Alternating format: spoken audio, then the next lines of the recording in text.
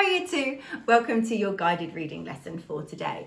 And today's book is a non-fiction book. Does anybody know what a non-fiction book is?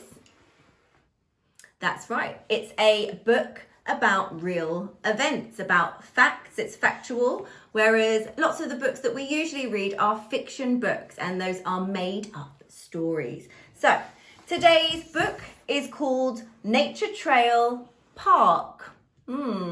That's your first question, and it's a P Viper question. What do we think this book is about?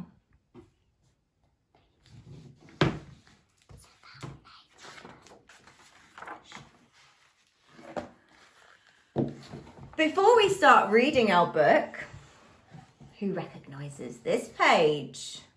That's right, it's a contents page. And our contents page, if you remember from Miss Holmes's lesson last week, reminds us tells us where to find things in the book. So it has page numbers all down the side. And if I wanted to know about, in the grass, I need to just look at the page number, and that tells me I need to go to page 10 to find out information about what is in the grass. Okay, hopefully we'll get some time to practice using contents pages a little bit more this week.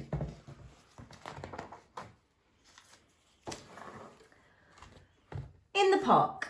Parks are green spaces, usually in built-up areas such as towns and cities.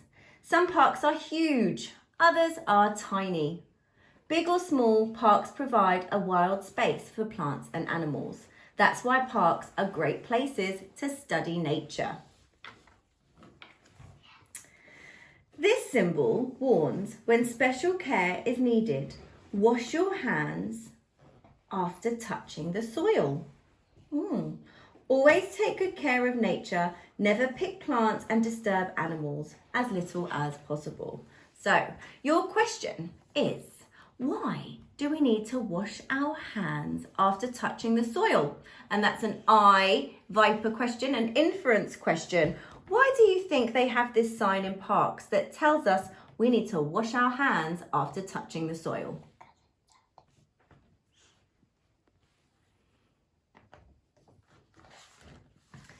Places to live. A habitat is a particular place where plants and animals live, such as a forest, lake, or meadow. Parks have different areas such as lawns, ponds, flower beds, and woodlands. Each is like a mini habitat with its own set of plants and animals. And we'll be learning lots more about mini habitats this week, but we call them micro habitats. What do you see? The main thing you need to explore nature are your senses. What are your senses? And a little patience. Take time to look and listen carefully. Be aware of smells and sounds. Keep still and quiet so you don't scare the animals away. In the grass. Oh yes, page 10, in the grass. Grassy lawns make great hiding places for wild flowers, insects, and other mini beasts. Worms, beetles, and ants live in the soil. And that is your third question. And this is a bit of a mixture of vipers. It's a bit of a I question and a V question. So it's a vocabulary and a bit of inference skills all put together. And that question is, why are worms, beetles, and ants called mini beasts? What is it about those insects that makes us call them mini beasts? To a small creature, such as an ant, the lawn is a towering jungle of green stalks, leaves, and flowers. Sounds quite exciting. In the trees. Trees in the park provide shade and a home for animals such as birds, squirrels, and insects. Trees spread their leaves high in the air. The trunk supports the tree, the roots spread underground, gathering water. And that is your fourth question, and this is a V Viper question. What do you think the word gathering means? Now, some of you may have heard that word before and some of you haven't. So if we're not sure what a word means, we read around the word and get clues from the text. So the roots of the tree, the roots spread underground, gathering water. What could that word gathering mean?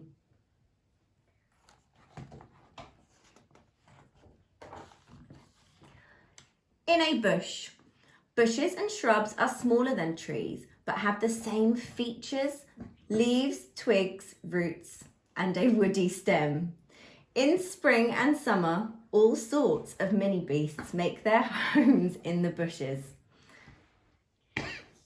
Some feed on leaves while others hunt other mini beasts. You'll notice I'm missing some of these out, but don't worry, these will be in your reading comprehension quiz this afternoon.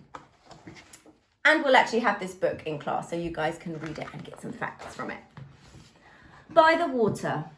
Water in a park includes lakes, ponds, and bird baths. Many living things are found by water, as well as plants such as reeds and lilies. These are water birds, dragonflies, fish, and frogs. There's lots of water birds there. Got some dragonflies.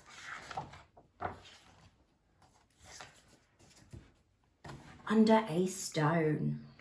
Pay particular attention to this one, guys, because this is going to help you with your big write this week.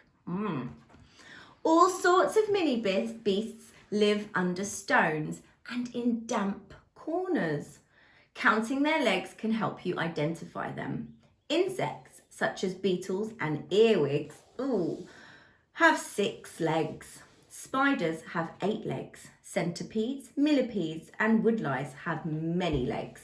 Slugs, snails, and worms are legless. The snail shell protects its soft body. And I'd like you to answer that question. It's another V Viper question. What do we think the word protects means?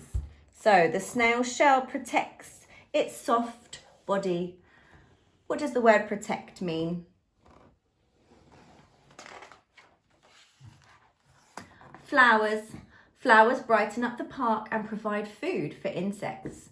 Their sweet scents and bright colours attract bees and butterflies. As insects fly between flowers, they transfer dusty pollen. This allows flowers to make seeds, so new plants can grow. Now, here's actually all of your questions. There's a few more things to read, but we will take the time to share this book between classes and you can have a read yourselves.